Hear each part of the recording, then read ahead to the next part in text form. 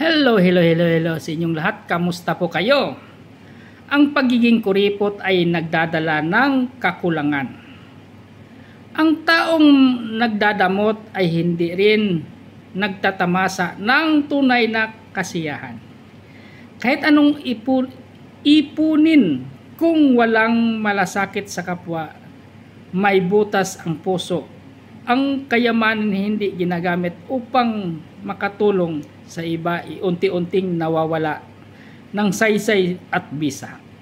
Sa mata ng Diyos, ang pagiging kuripot ay hindi karunungan, kundi kapahamakan.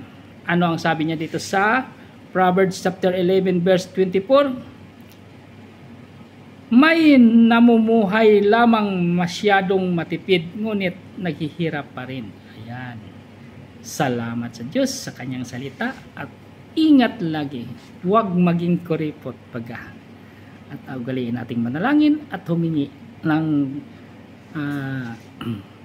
kapatawaran sa ating mga nagawa sa Puong May Kapal. At shout out sa ating mga followers and viewers na nanonood ngayon. Thank you sa inyong lahat. Thank you. Ingat po lagi. Ano man ating ginagawa.